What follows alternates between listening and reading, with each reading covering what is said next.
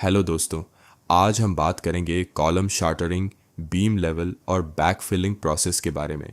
यह वह स्टेज होती है जहां से बिल्डिंग का स्ट्रक्चर धीरे धीरे ऊपर उठना शुरू होता है। इसीलिए इस स्टेज पर कुछ टेक्निकल पॉइंट्स बहुत इंपॉर्टेंट होते हैं। सबसे पहले बात करते हैं कॉलम अलाइनमेंट की। जब भी कॉलम खड़ा किया जाता है तो सबसे इम्पॉर्टेंट चीज़ ये है कि कॉलम बिल्कुल स्ट्रेट यानी प्लम्ब में होना चाहिए।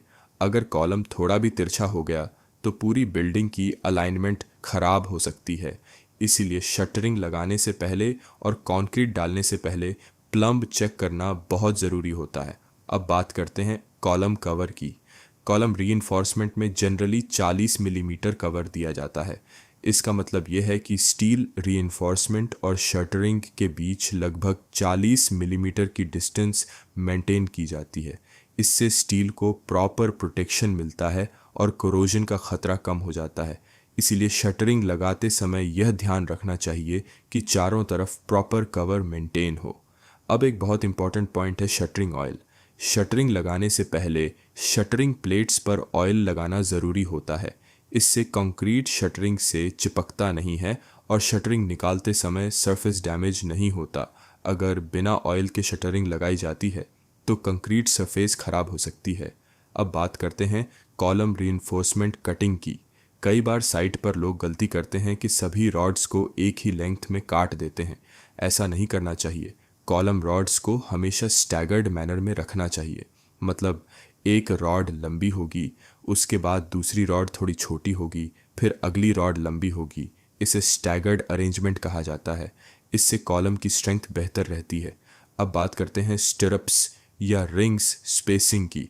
कॉलम में रिंग्स या स्टिरप्स की स्पेसिंग सामान्यतः 150 मिलीमीटर यानी लगभग 6 इंच रखी जाती है। इससे कॉलम रीइंफोर्समेंट को प्रॉपर कन्फाइनमेंट मिलता है और स्ट्रक्चर मजबूत रहता है। अब बात करते हैं लैप लेंथ या ओवरलैपिंग की। कॉलम रीइंफोर्समेंट में रॉड्स को जॉइन करते समय प्रॉपर ओवरलैप देना ज़रूरी होता है। सामान्य रूल ये है कि ओवरलैप लगभग 50 डी रखा जाता है। यह डी का मतलब बार डायमीटर है। उदाहरण के लिए अगर 12 मिलीमीटर की रॉड है तो ओवरलैप लगभग 600 मिलीमीटर यानी लगभग 2 फुट दिया जाता है। अब आगे बढ़ते हैं प्लिंथ बीम लेवल की तरफ। प्लिंथ बीम बिल्डिंग का एक बहुत इंपॉर्टेंट स्ट्रक्चरल एलिमेंट होता है। प्लिंथ बीम का लेवल जनरली ग्राउंड लेवल के आसपास या उससे थोड़ा ऊपर रखा जाता है। लेकिन एक इम्पॉर्टेंट बात हमेशा याद रखें, बिल्डिंग का फ्लोर लेवल रोड लेवल से लगभग 1.5 से 2 फुट ऊपर रखना चाहिए। इससे बारिश का पानी घर के अंदर आने से बचता है। इसलिए आउटर प्लिंथ बीम को ग्राउंड लेवल के आसपास रखा जाता है और फिर मेसनरी या फिलिंग के माध्यम से फ्लोर लेवल को ऊपर उठाया जाता है। अब बात करते हैं बैकफिलिंग प्रोसेस की। बैकफिलिंग का मतलब होता है फाउंडेशन और प्लिंथ बीम के बीच की खाली जगह को भरना। बैकफिलिंग के लिए कभी भी ब्लैक कॉटन सॉइल का यूज़ नहीं करना चाहिए क्योंकि यह मिट्टी पानी मिलने पर एक्सपैंड और श्रिंक होती है। इसके बजाय मरम सॉइल या रेड सॉइल का यूज़ करना बेहतर होता है। बैकफिलिंग हमेशा एक बार में नहीं करनी चाहिए, इसी लेयर्स में करना चाहिए।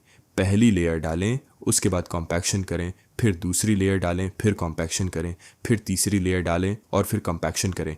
कॉम्पैक्शन करने के लिए प्लेट कॉम्पैक्टर या रैमर मशीन का यूज़ किया जाता है।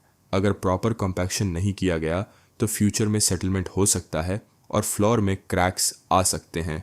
इसलिए बैकफिलिंग करते समय हर लेयर पर पानी डालकर प्रॉपर कॉम्पैक्शन करना ज़रूरी होता है।